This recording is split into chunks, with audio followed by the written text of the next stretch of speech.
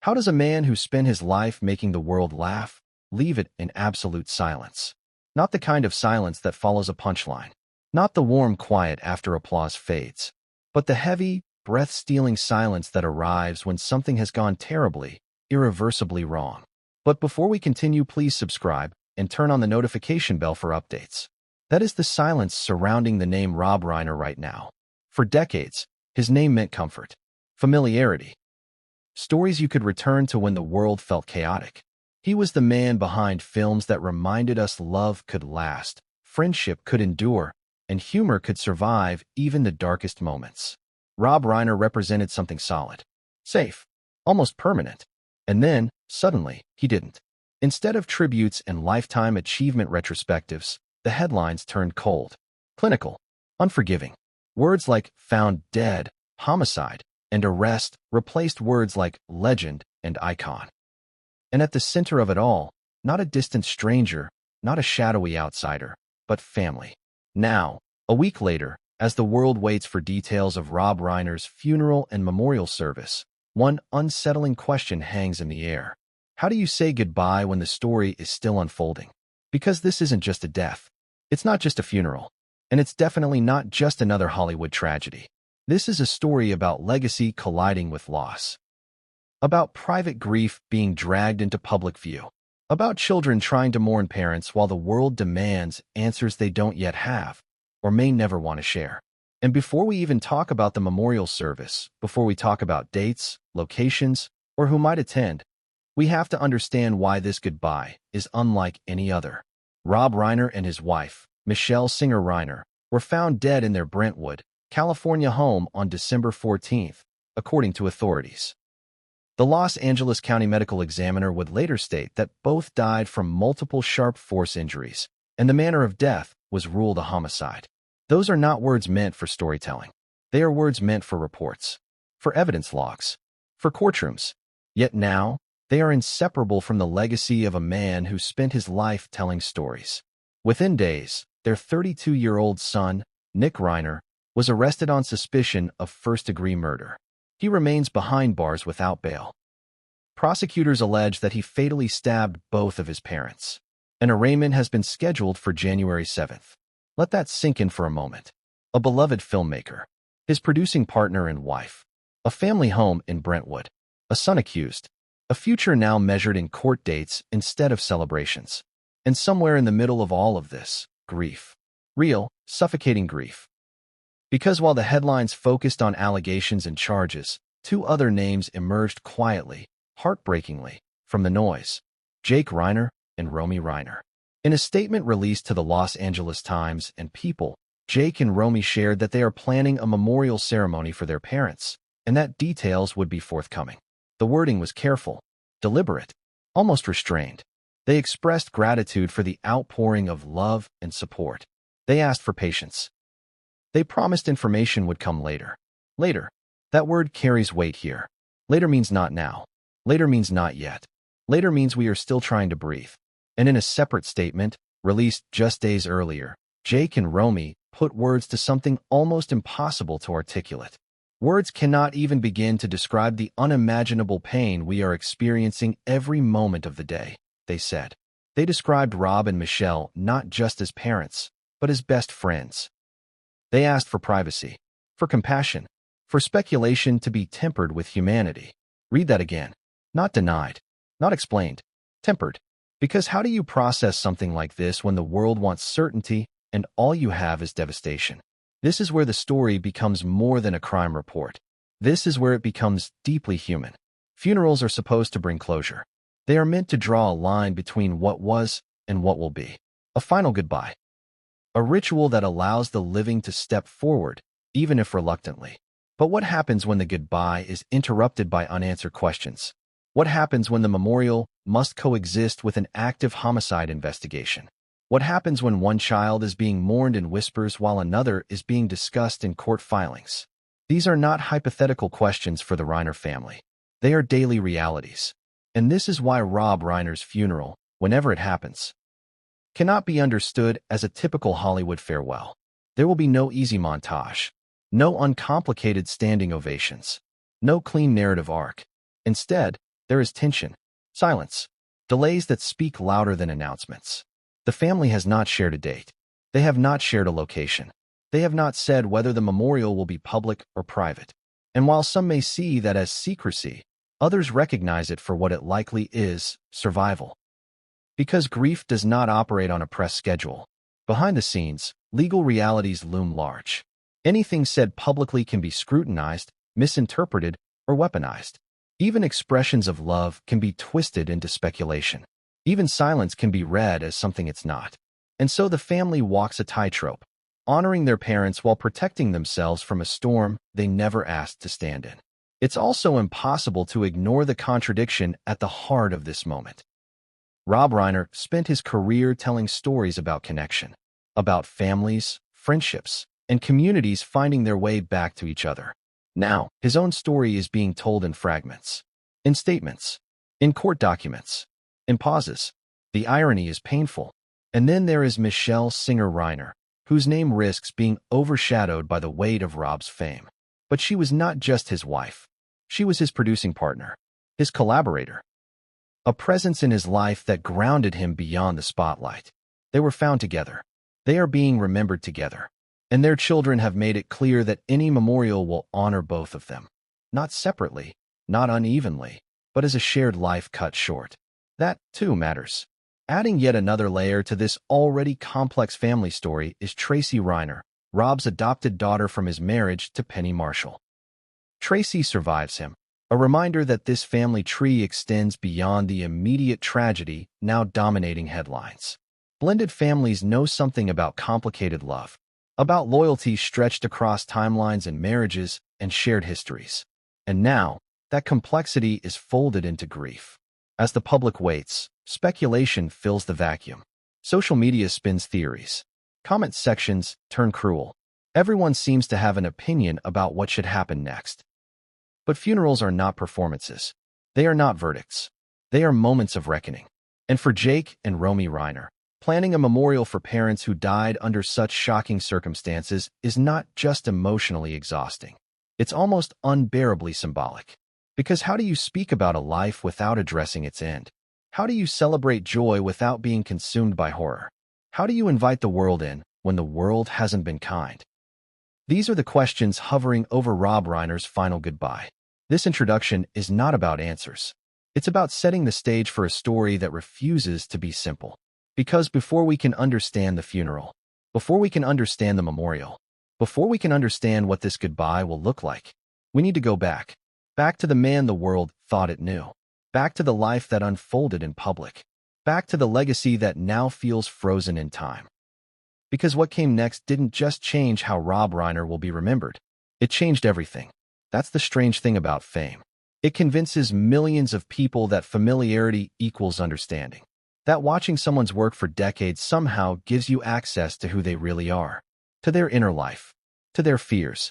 To their family. But here's the uncomfortable truth. Most people didn't know Rob Reiner at all. They knew his work. They knew his voice. They knew the feeling his films gave them. They knew the version of Rob Reiner that lived on screens. And that version was warm, reliable, almost reassuring. So when his name suddenly appeared not in film retrospectives, but in breaking news alerts, the disconnect was jarring, almost impossible to reconcile. How does someone who shaped so many comforting stories end up at the center of one so disturbing? To understand why his funeral carries such emotional weight, and why it has become so complicated, we first have to understand who Rob Reiner was to the world. And just as importantly, who he may not have been. Rob Reiner didn't just direct movies. He helped define emotional language for an entire generation. Think about it. How many people learned what friendship looked like from Stand By Me? How many learned what romantic devotion sounded like from When Harry Met Sally? How many found hope, humor, or simple escape through characters he helped bring to life? His films weren't loud blockbusters built on spectacle. They were human, dialogue-driven, character-first. They trusted audiences to feel rather than just watch. That approach made him beloved, but it also made him predictable, at least in the public imagination. Rob Reiner was seen as steady, thoughtful, principled, a filmmaker who cared more about substance than flash. Someone who had already weathered the highs and lows of Hollywood and come out the other side intact. He was not supposed to be the subject of a tragedy like this. And that expectation, whether fair or not, is part of why this story has hit so hard. Because when tragedy strikes someone already associated with darkness or controversy, the shock is muted. But when it strikes someone associated with warmth, with laughter, with nostalgia, it feels like a violation. Rob Reiner's career spanned decades, but it was anchored in a very specific emotional space. He was the son of Carl Reiner, comedy royalty. He grew up around humor, timing, and storytelling. Laughter wasn't just entertainment in his household, it was currency. And yet, Rob didn't simply inherit a legacy. He built one. He moved behind the camera and quietly became one of the most reliable storytellers in Hollywood. Not flashy, not loud, but consistent. His films were about people. Often flawed, often stubborn, often scared, finding their way toward connection. That theme comes up again and again in his work. Connection, which makes the way his life ended feel even more dissonant. Because the headlines didn't talk about connection. They talked about violence, about homicide, about an arrest involving his own child. That contrast between what Rob Reiner represented publicly and what authorities now allege happened privately is impossible to ignore. And maybe that's why his death feels so unsettling. Because it challenges the comforting idea that people who create warmth somehow live immune from chaos. But here's another uncomfortable truth. Public personas are curated. Carefully, deliberately. Rob Reiner was a public figure for most of his life, but like all public figures, the image people saw was selective. Interviews, appearances, carefully chosen moments. Even vulnerability, when offered, was offered on his terms. That doesn't make it dishonest. It makes it human. But it does mean there were entire parts of his life that never belonged to the audience. His marriage to Michelle Singer Reiner was one of those spaces. To the public, Michelle was often described in relation to Rob, his wife, his producing partner. But within that framing, something important gets lost. She wasn't a supporting character in his story. She was a collaborator, a constant, a stabilizing force who shared not just his life, but his work. They lived together away from the chaos of Hollywood Center. Brentwood was not about red carpets. It was about privacy, routine, a sense of normalcy that fame often erodes. That context matters, because tragedies don't emerge from nowhere. They emerge from lives, from relationships, from histories that outsiders rarely see. And yet, when something goes wrong, the public rushes in as if those private spaces were always communal property. Suddenly, everyone wants to know what kind of father Rob Reiner was, what kind of husband, what kind of home he ran. And that curiosity, while natural, can become invasive, especially when the answers aren't simple. Rob Reiner was a father of multiple children, including Jake and Romy Reiner, who have now found themselves forced into the public eye at the worst possible moment. And then there is Nick Reiner, whose name is now inseparable from the most painful allegations imaginable.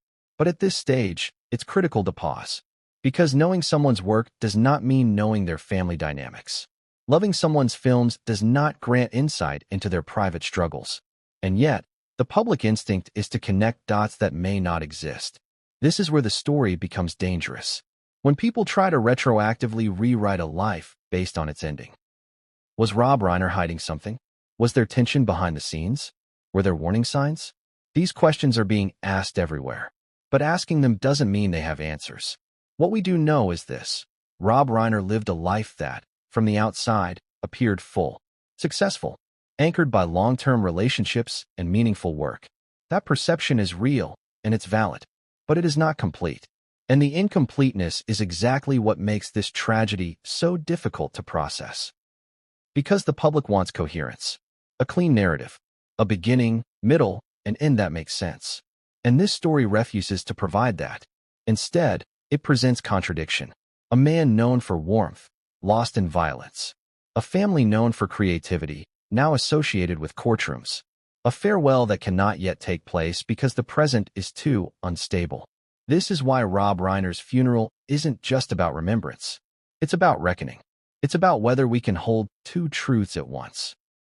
That a person can leave behind beautiful work and still be part of a devastating story. As the world waits for memorial details, people aren't just waiting to say goodbye. They're waiting to understand. And that desire, to understand, can either lead to compassion or to cruelty. Jake and Romy Reiner seem to understand this instinct better than anyone. Their statements don't ask people to forget. They ask people to slow down, to resist speculation, to remember their parents as they lived, not just as they died. That request speaks volumes, because it suggests that whatever the world thinks it knows, there is much it doesn't, and perhaps never will. Rob Reiner's public legacy is well documented. His private life is not. And the collision of those two realities is what makes this moment so volatile. Which brings us to the day everything changed. Because no matter how someone is remembered, there is always a moment when memory fractures into before and after. And for the Reiner family, that moment arrived quietly, on a December afternoon, behind closed doors, in a home that was supposed to be safe. But what authorities say happened next would shatter every assumption and pull this story into territory no one was prepared for. And no one saw it coming. She was there almost the entire time. Not always in front of the camera. Not always quoted in headlines. Not always introduced first. But she was there. And now, in the wake of everything that's happened, one uncomfortable pattern has emerged.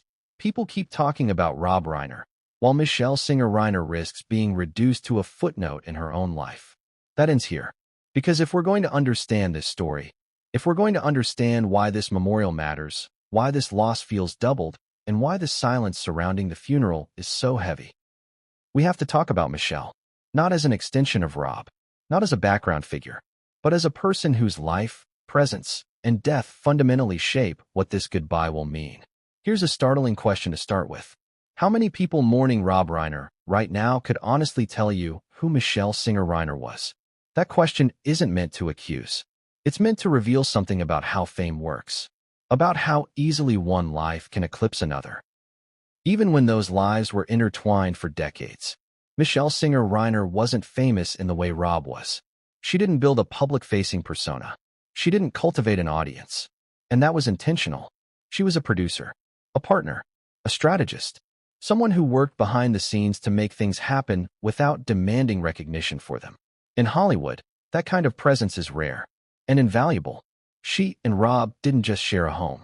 They shared projects, decisions, long conversations that never made it into interviews. She was part of the machinery that kept his professional world moving, and part of the emotional infrastructure that kept his personal world steady. That kind of role doesn't show up on red carpets. But when it's suddenly gone, the absence is deafening. People who knew the couple often described them as a unit. Not performative, not flashy, grounded, familiar, comfortable in a way that suggested years of shared routines rather than constant reinvention. That matters, because when tragedy strikes a couple like that, it's not just two lives lost. It's a shared ecosystem that collapses. Michelle Singer Reiner's life was deeply embedded in Rob's, but it was not subordinate to it. And the fact that their children continue to refer to their parents together, not separately, is telling. They weren't mourning a celebrity and his spouse. They were mourning two parents, two best friends, two constants. And that framing changes everything. It also complicates everything. Because Michelle's death, like Rob's, is now inseparable from the allegations surrounding their son. And that creates a tension that's hard to articulate without sounding clinical or cruel. This wasn't a random act of violence involving strangers. According to authorities, this happened inside a family home, a domestic space, a place associated with safety, not fear. That reality makes Michelle's loss especially haunting. Because unlike Rob, whose public life offered some psychological distance, Michelle's life was already private. Her world was smaller, more intimate, which means the rupture feels more invasive. The Brentwood home where Rob and Michelle were found wasn't just a residence. It was the center of their shared life, a place where work and rest overlapped, where family gathered, where familiarity ruled. And now, that space has been redefined by what authorities say occurred there. That kind of redefinition doesn't just change a location. It changes memory. How do Jake and Romy remember family dinners now? How do they think about holidays? How do they walk through grief without replaying the geography of loss? These are the questions no press release can answer. Michelle Singer Reiner's influence extended beyond her immediate family. As a producer and partner, she helped shape projects that bore Rob's name but carried her fingerprints. Decisions made quietly, Support offered steadily. Creative instincts exercised without ego. She wasn't interested in being the story. And now, she's at the center of one. That irony is painful. Because the attention she avoided in life has arrived in death, and not on her terms. When authorities released preliminary findings, the language was stark. Both Rob and Michelle died from multiple sharp force injuries. The manner of death was determined to be homicide. Those words flatten people.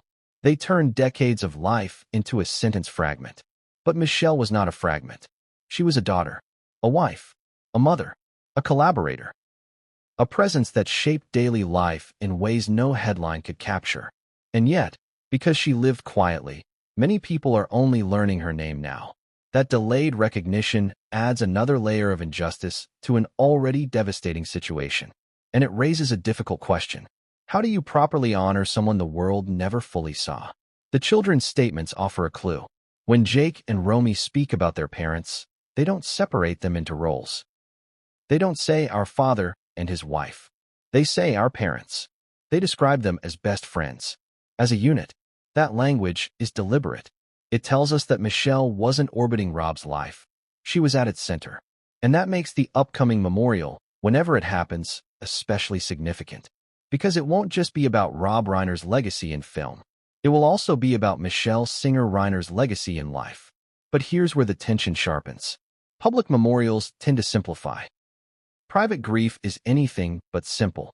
If the memorial is public, Michelle risks being overshadowed again, this time by tributes focused on Rob's career. If it's private, the public may feel shut out, fueling speculation and frustration. There is no perfect solution, and that's likely why the family has chosen patience over immediacy. Because Michelle's life deserves more than a rushed goodbye. It deserves intention. It deserves space. It deserves a moment not hijacked by unanswered questions or distorted narratives. But those unanswered questions aren't going away. In fact, they're getting louder. And that puts Michelle's memory in a fragile position, caught between reverence and rumor. It also places enormous pressure on Jake and Romy, who must navigate how to speak about their mother while an active criminal case involving their brother unfolds. That is not a burden anyone should have to carry. And yet, here they are, trying to preserve dignity in a moment that seems determined to strip it away. This is why Michelle Singer Reiner cannot be an afterthought in this story. Because her life and her death are central to understanding why this tragedy cuts so deep. She represents the private cost of public fascination, the quiet strength behind visible success, the part of the story that doesn't fit neatly into headlines.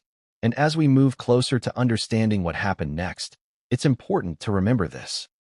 Whatever authorities allege, whatever courts decide, whatever conclusions the public jumps to, two people lost their lives.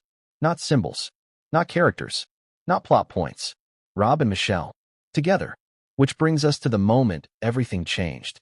The day that transformed a life lived mostly out of the spotlight into a tragedy dissected by millions. The day when privacy shattered. The day when silence became permanent. Because what happened next didn't unfold on a stage, or in a studio, or even in public view. It unfolded behind closed doors. And once those doors were opened, nothing would ever be the same. December 14th began like any other day in Brentwood, California. The sun rose, the streets hummed with the ordinary rhythms of the neighborhood, and inside the home of Rob Reiner and Michelle Singer Reiner, life was, at least outwardly, quiet and routine. But ordinary can be deceptive. Because sometimes, the moments that feel most mundane are the very moments before the world shifts forever. Neighbors recall a calm morning. Birds, distant traffic, the faint scent of coffee. A day that seemed unremarkable, uneventful. And yet, within that calm, something tragic was already in motion. Something that would change not just the Reiner family but ripple through Hollywood, social media, and the broader public consciousness. Authorities would later report that both Rob and Michelle were found dead in their home. Details would be released with the clinical precision of law enforcement. Multiple sharp force injuries, homicide. The house turned into a crime scene. But in those early hours, no one outside that home knew the full story.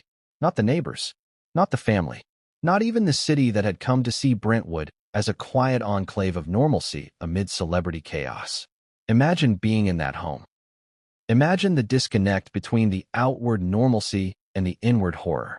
Imagine the split-second moments where ordinary life ends and tragedy begins. Every hallway, every room, every object, familiar one moment, evidence the next. This was the first fracture, the moment where memory divides into before and after. And for those who would eventually speak out, Jake and Romy Reiner, the fracture was not abstract. It was visceral. Every ordinary day, every routine interaction, every laugh with their parents would now be remembered in light of something unspeakable. Authorities reconstructed a timeline based on what they could verify, but reconstruction is never exact. It is a map of shadows, not a live feed of reality. They established when first responders were called, when the bodies were discovered, and when the preliminary investigations began. They documented, measured, and recorded. And yet, even with all this precision, the human element, the grief, the disbelief, the horror, cannot be captured in bullet points. The discovery itself sent shockwaves. First responders arrived to a scene unlike any ordinary call. The initial silence of the house was broken not by laughter or conversation, but by the recognition that life had ended violently. It is an image that lingers, even for those not present. The mind fills the gaps with what cannot be spoken aloud. The suddenness, the confusion, the finality. And then came the inevitable media storm. Headlines appeared, at first tentative, then increasingly insistent. Rob Reiner, Michelle Singer Reiner found dead in home. The words were short, stark, almost antiseptic. But underneath them lay an unspoken horror. The language of homicide, multiple sharp force injuries, cannot help but evoke instinctive fear. It is clinical, but it is horrifying. In those initial hours, much remained unknown. The public does not usually experience grief in fragments. But the Reiner family, and indeed the world observing them, was forced to live in fragments. Pieces of information trickled out, each one sparking a wave of speculation. And speculation, by its nature, is a distorted mirror. It can never truly reflect reality. It can only hint at it. The events of that afternoon also underscore how sudden tragedy often is. Life continues around us, moment by moment, until it doesn't. One moment, children are talking with their parents, families are sharing laughter over meals, routines are followed. The next moment, everything is shattered.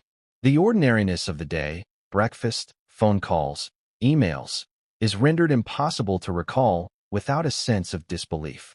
And yet, amid all this chaos, the family had to make decisions. How to communicate with authorities, how to manage immediate privacy, how to respond to a world suddenly aware of their grief. These decisions are invisible to the public, but they carry enormous emotional weight. They are made in the midst of shock, in the midst of confusion, in the midst of unbearable loss. What makes this moment especially jarring is the contrast between the public image of Rob Reiner and the private reality of what occurred. He was someone the world associated with warmth, humor, and narrative closure. A man whose stories resolved, whose films provided satisfaction and emotional catharsis. But in his final hours, life provided no resolution, no narrative closure, only shock and devastation. The juxtaposition is brutal. It creates a cognitive dissonance in the minds of those who loved his work. How can someone whose life brought comfort and joy meet an ending so violent and bewildering? This dissonance amplifies grief and shapes the emotional response not just of the family, but of the public. For law enforcement, the day required meticulous documentation.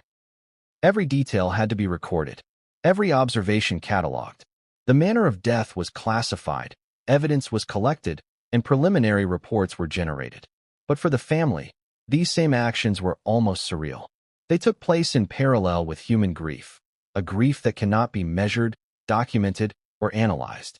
And as investigators began piecing together events, the wider implications of this tragedy began to emerge. Names would be released. Allegations would surface. The media would move from reporting facts to seeking answers that may not exist.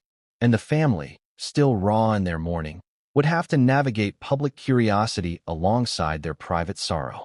By the end of that day, Brentwood had transformed in the public eye.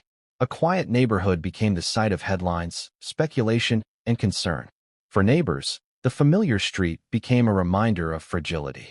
For the family, it became the center of a storm they could neither control nor escape. And perhaps most poignantly, this is where memory and trauma begin to intertwine. The before is no longer sufficient. The after has begun, shaped by the suddenness of loss and the complexity of circumstance. Every reflection of that day is filtered through grief, speculation, and the human need to understand. Yet, even in this chaos, a strange and painful truth arises. Life must continue. Daily rhythms, responsibilities, relationships, they persist, even as grief takes root. The children, the family, even the community surrounding them must somehow reconcile the ordinary with the extraordinary. The events of that December day would set the stage for weeks of public statements, careful legal maneuvering, and deep personal reflection. They would also mark the beginning of an agonizing waiting period for the memorial service, for public closure, for the possibility of understanding how and why life ended so abruptly and violently. And for the audience, the lesson is stark. Tragedy does not announce itself. It arrives silently, intruding into the ordinary, and in doing so, reshapes everything. But what authorities said next? The preliminary findings, the official determinations, the statements about homicide, would transform public perception even further, pulling the family into a spotlight they never sought and forcing the world to confront a reality far more complex than any headline could capture. The preliminary investigation by the Los Angeles County Medical Examiner's Office would later reveal a truth that stunned even those accustomed to the harsh language of forensics. Rob Reiner and Michelle Singer Reiner had both died from multiple sharp force injuries. The manner of death, homicide. Words like sharp force injuries feel distant when read in a headline. Clinical, detached. But imagine the impact when those words are applied to two people whose lives were devoted to connection, laughter, and family. The contrast is brutal, jarring, almost impossible to reconcile. Forensic terminology is designed to be precise. Multiple indicates repetition, pattern, intention. Sharp force specifies the mechanism. Homicide classifies the act within a legal framework. Each term removes ambiguity, but it also removes comfort. Each term transforms human lives into case files, evidence logs, and procedural notes. And yet, for the Reiner children, Jake, Romy, and Nick, the real world was far from clinical. It was messy, emotional, overwhelming. These words would not bring clarity. They would bring grief, confusion, and a stark confrontation with the incomprehensible. It's difficult to overstate the impact of such findings on a family. The moment the medical examiner releases a determination, the abstract becomes concrete. There is no turning back. The loss is no longer a tragic accident. It is deliberate, intentional. Human agency is now implicated. And for the family, that knowledge is both devastating and isolating. Public fascination follows almost immediately. The media seizes on terminology, parsing every phrase for nuance and implication. For the Reiners, the very words meant to define reality become a source of public intrusion.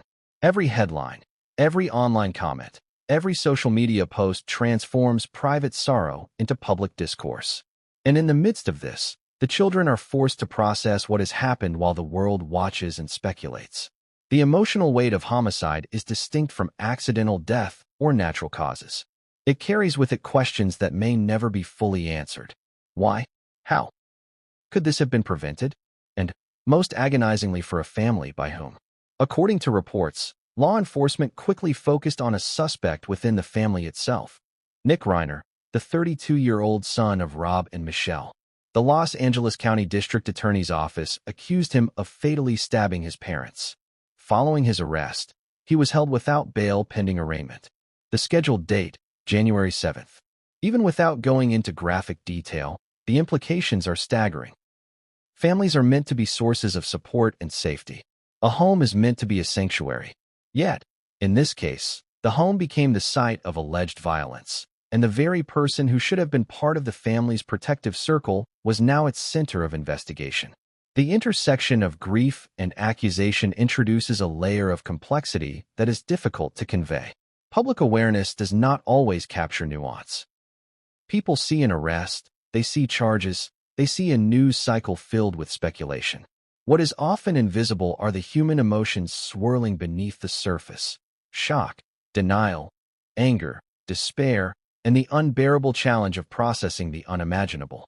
For Jake and Romy Reiner, the experience has been nothing short of cataclysmic. Their statements to the media have been measured, yet deeply personal.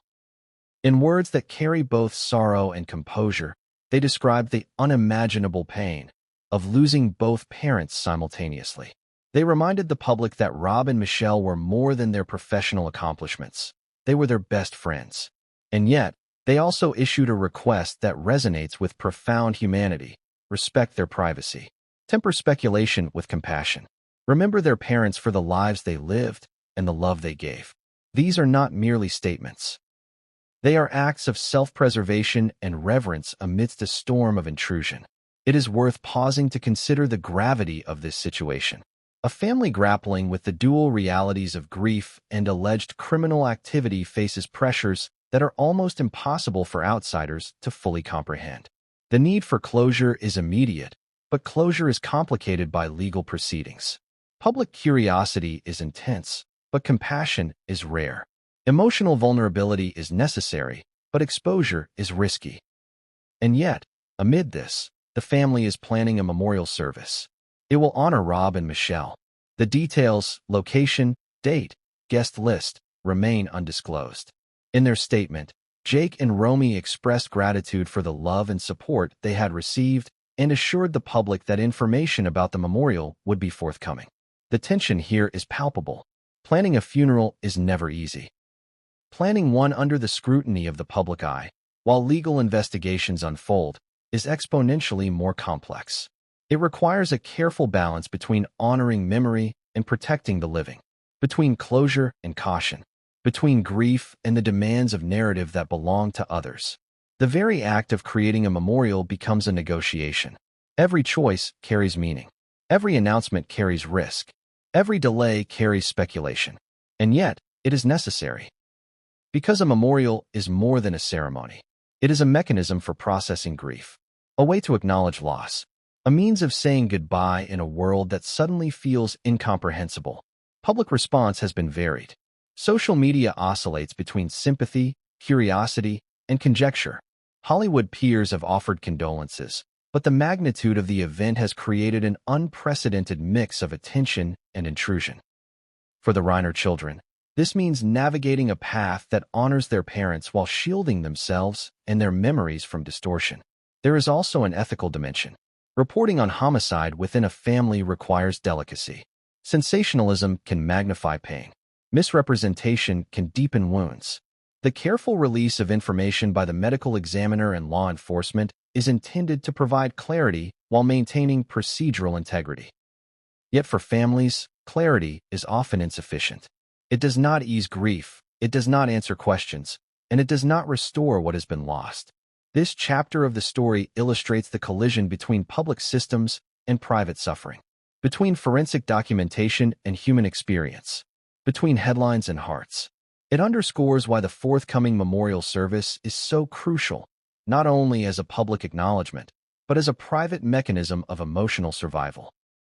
And as authorities continue their work, preparing for arraignment and investigation, the family must navigate another challenge: reconciling remembrance with reality.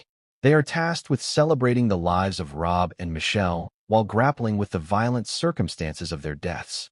They must hold on to the joy, the laughter, and the love, even as shock and grief threaten to dominate. This delicate balance, honoring life amid trauma, remembering love amid horror, is at the heart of what makes this memorial both necessary and unprecedented. It is also at the heart of why the public cannot fully know or dictate how it unfolds. And yet, as we consider the details of investigation and the human cost of loss, a question lingers. How do you honor someone when the story of their death is still being written? Because the answers, the closure, the full understanding, they may not come in time for the memorial. They may not come at all. And what comes next? The family's public statement, the upcoming service, and the ongoing legal proceedings will shape not only how Rob and Michelle are remembered, but how their children processed the unimaginable void left behind. When news of the arrest reached the public, the shockwaves were immediate. Nick Reiner, the 32-year-old son of Rob and Michelle Singer Reiner, had been taken into custody on suspicion of first-degree murder. He was held without bail, awaiting his scheduled arraignment on January 7th. Even the simplest phrasing, arrested on suspicion of first-degree murder, carries weight. It is legal language designed to be precise, but for anyone hearing it, the emotional impact is enormous. The alleged perpetrator is a child of the deceased. The crime took place in what should have been a sanctuary. The person accused is someone who shared their parents' home, their meals, their lives. The ramifications extend beyond law enforcement and headlines. For Jake and Romy Reiner, the news is incomprehensible. The child you grew up with, the brother you shared family memories with, is suddenly at the center of a case that defines the death of the people you love most. How do you process that? How do you navigate grief when it's tangled with accusation? How do you plan a memorial when one parent's death has become inseparable from questions about another family member's actions? The Los Angeles County District Attorney's Office made it clear in its statements. Nick Reiner is accused of fatally stabbing his parents. The public has a tendency to conflate accusation with certainty, but in the United States legal system, an arrest is not proof. It is a starting point, a procedural action, a moment where the law begins its work, but where emotional truth is murky and painful. This tension is almost impossible to describe. Families in this situation are forced to live in two realities simultaneously. One is private and emotional, heartbreak, confusion, and the struggle to survive grief. The other is public and procedural, news cycles, social media speculation, and the machinery of law enforcement. Both exist in parallel, and both exert pressure in ways that are nearly impossible to reconcile. The arrest also transformed public perception. People who had known Rob Reiner as a filmmaker, a director, a cultural figure now had to integrate this shocking familial narrative into their understanding of his life. It is jarring to juxtapose the warmth and humanity of his work with the darkness that reportedly unfolded within his own home. For many, it's almost impossible to process without cognitive dissonance. And the children, Jake, Romy, and even Nick himself, are caught in the center of this storm. Their grief is public. Their family story is being examined, dissected, and speculated about by millions of strangers. The process of mourning has been interrupted by the legal system, by media scrutiny, by public curiosity.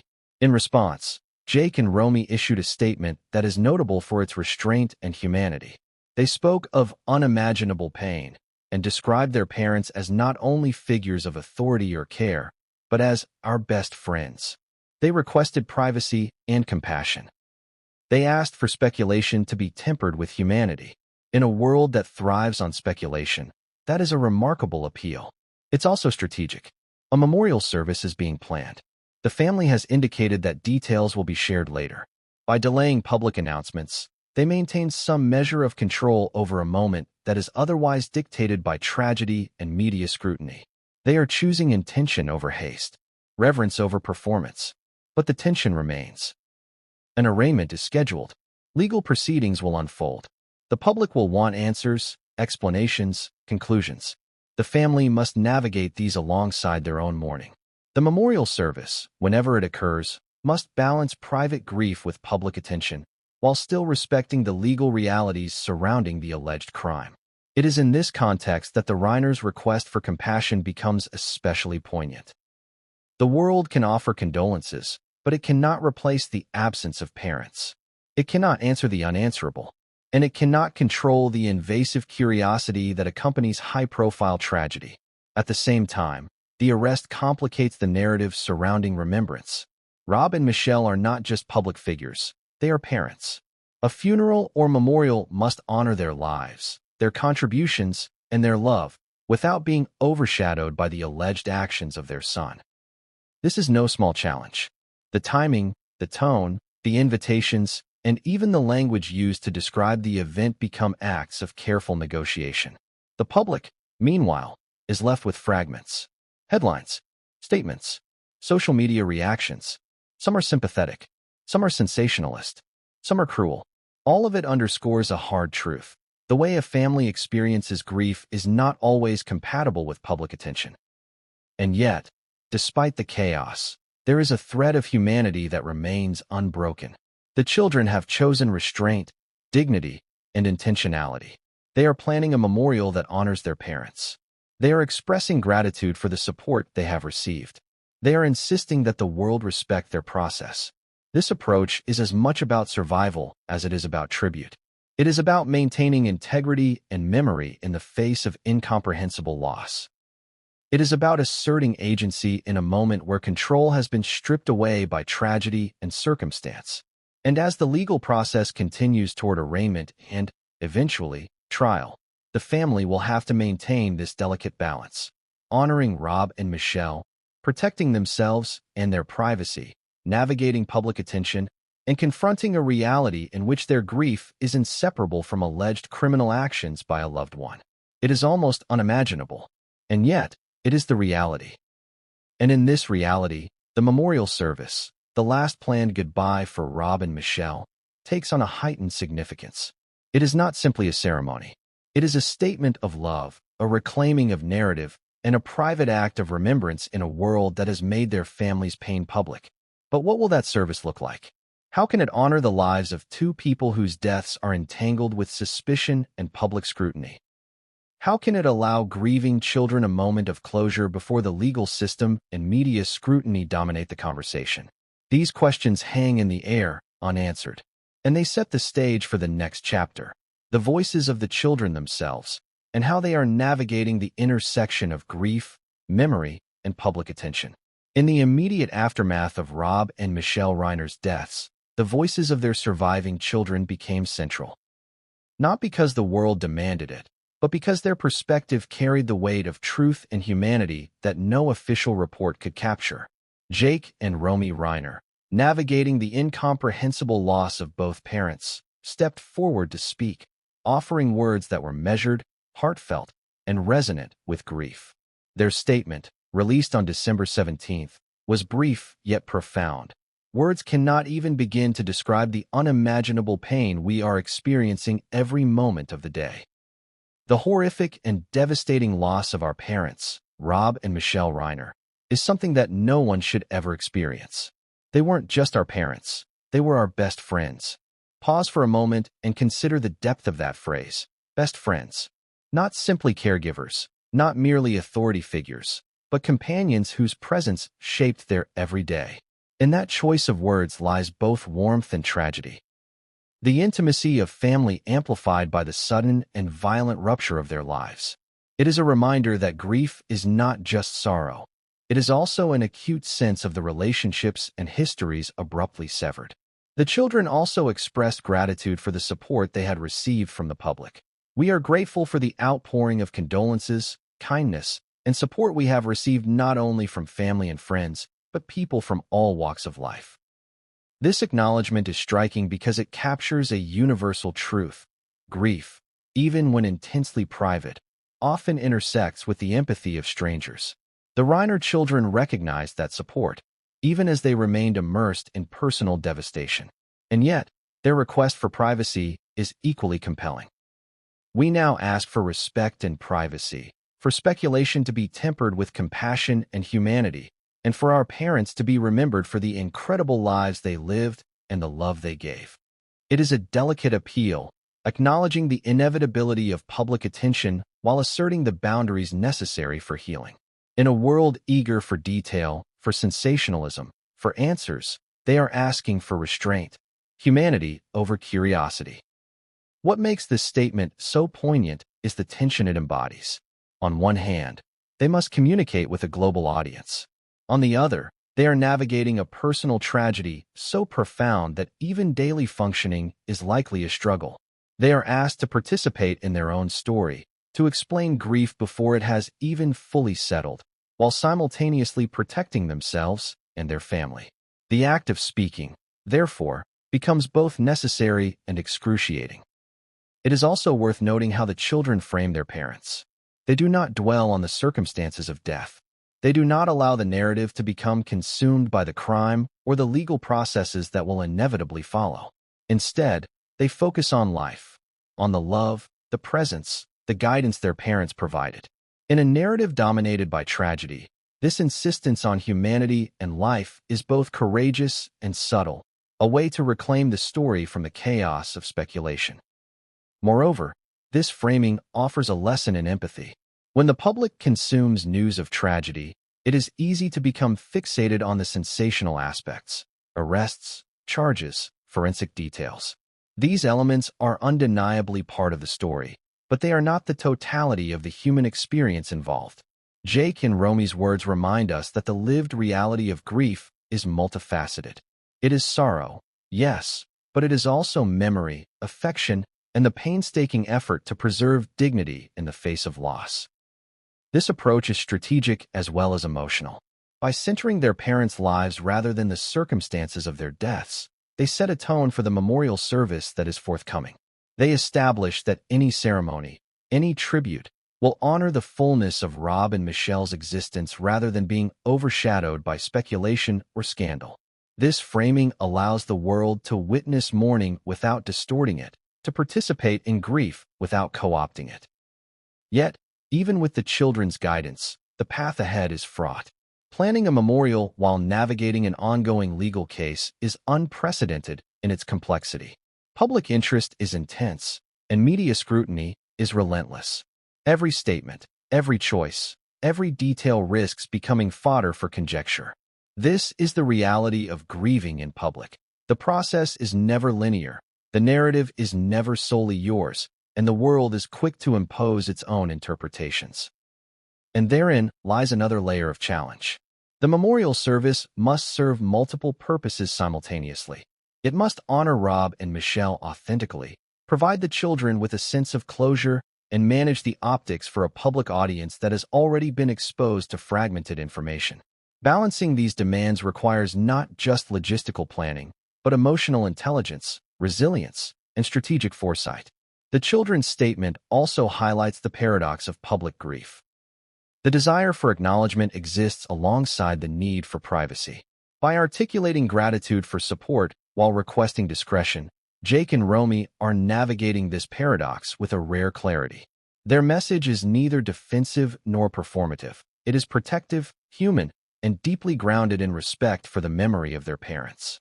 And yet, even as they assert boundaries, the world presses forward. Social media speculation continues. Headlines proliferate. Public curiosity remains insatiable.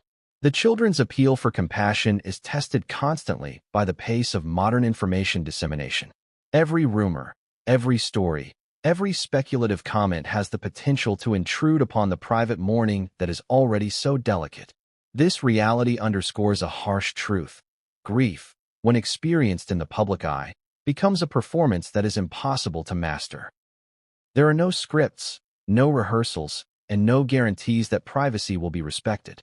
And yet, within this pressure, the children are attempting something extraordinary: to preserve the humanity of their parents, to honor their legacy, and to maintain a measure of control over a narrative that has largely been dictated by external forces. Their approach is instructive for anyone confronting public tragedy. They model how to assert boundaries while engaging with a wider audience. They demonstrate how to center empathy, even when the world is focused on sensationalism. They embody a kind of strength that is quiet yet profoundly impactful. And as the family moves toward planning the memorial service, these principles will guide every decision. From the choice of location, to the selection of speakers, to the tone of the event, the children's perspective ensures that Rob and Michelle will be remembered not merely as victims, but as people whose lives were rich, meaningful, and deeply loved. But even with careful planning, there remains uncertainty. Legal proceedings loom. Media scrutiny continues. Public speculation cannot be fully contained. And within this landscape, the act of saying goodbye, of honoring, mourning, and memorializing, becomes a delicate dance between private grief and public expectation. The children's statement, therefore, is more than words. It is a framework for navigating the impossible. It is a reminder that even amidst chaos, human dignity and love can be preserved. And it sets the stage for the next critical chapter: the planning of the memorial itself, the ceremonial acknowledgement of life and legacy, and the complex interplay between mourning and memory. As we prepare to examine those next steps, one question hangs over the entire process.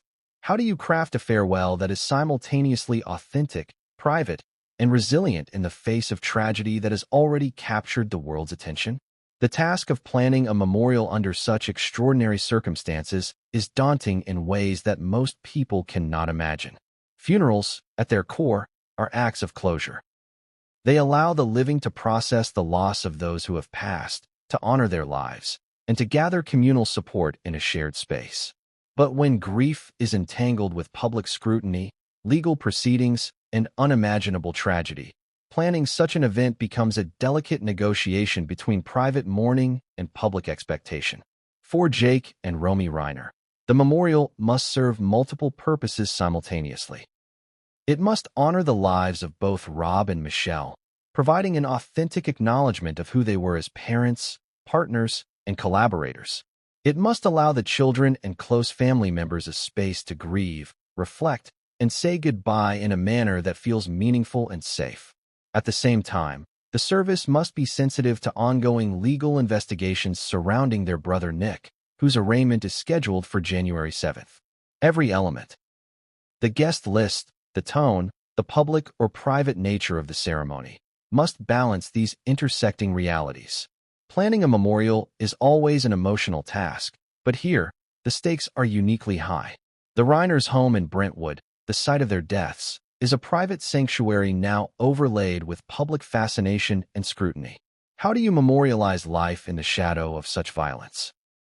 How do you preserve dignity for the deceased and their family when the circumstances of death are part of an ongoing investigation? These are questions that no standard funeral planner can answer. They are questions that touch the deepest layers of human experience, merging grief, love, legality, and public perception. In typical circumstances, families have weeks or months to organize memorial services, consulting with funeral homes, religious leaders, or other community members. They can choose music, readings, photographs, and rituals that reflect the personalities and values of those who have passed. In this case, those decisions are complicated by the timing of arrests and legal proceedings, the intensity of media attention, and the emotional volatility of surviving children. Each choice is fraught with significance, and no decision can be made in isolation. Yet, amid this complexity, one principle appears to guide the Reiners: intentionality. Jake and Romy's statements emphasize that the memorial will honor both of their parents. This suggests a conscious effort to treat Rob and Michelle as a unit, reflecting the deep bond the couple shared in life.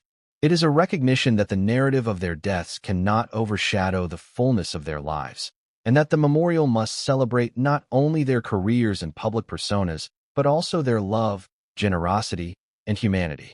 There is also the matter of audience. Will the memorial be private, attended only by family and close friends? Or will it be semi-public, allowing fans, colleagues, and the broader community to participate in honoring their legacy? The decision carries symbolic weight. A private event would protect the family's grief and preserve intimacy, while a public memorial acknowledges the impact Rob and Michelle had on countless lives through their work and relationships.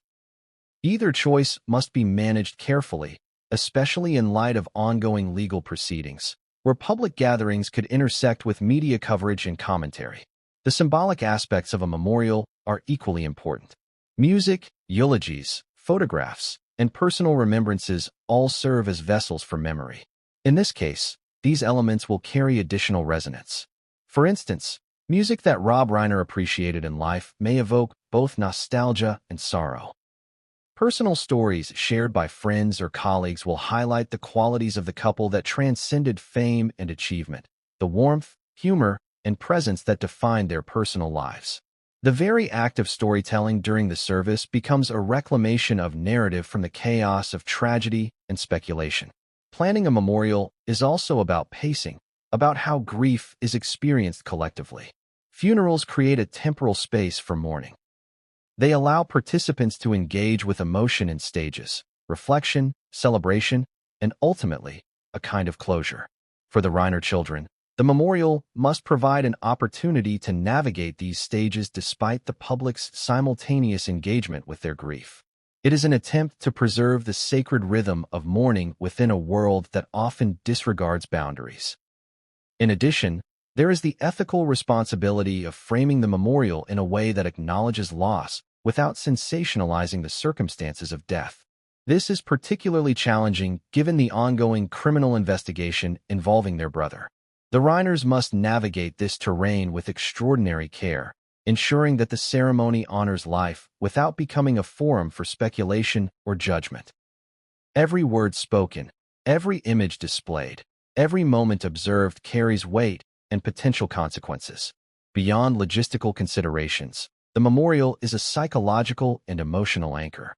For Jake and Romy, it represents a tangible step toward processing loss. It is an acknowledgement that, despite the suddenness and violence of their parents' deaths, there is a space to honor memory, to express love, and to begin the painstaking work of healing. Even amid legal entanglements, the memorial offers a measure of agency, a way to shape how their parents will be remembered rather than leaving that solely to headlines and social media. The memorial will also serve as a public reminder of the humanity behind the headlines. Rob Reiner was a filmmaker, a cultural figure, a storyteller. Michelle Singer-Reiner was a partner, a producer, a presence who shaped life and work behind the scenes. Together, they created a family, nurtured relationships, and impacted lives beyond the frame of fame. The memorial provides a chance to center those qualities, to resist reducing their lives to tragedy or scandal, and to offer attendees, whether family, friends, or fans, a moment of genuine connection and remembrance. Yet even as plans progress, uncertainty remains. Timing, location, and other key details are still being finalized. The public must wait, as must the children, whose grief is intertwined with caution, legal concern, and the need for personal privacy.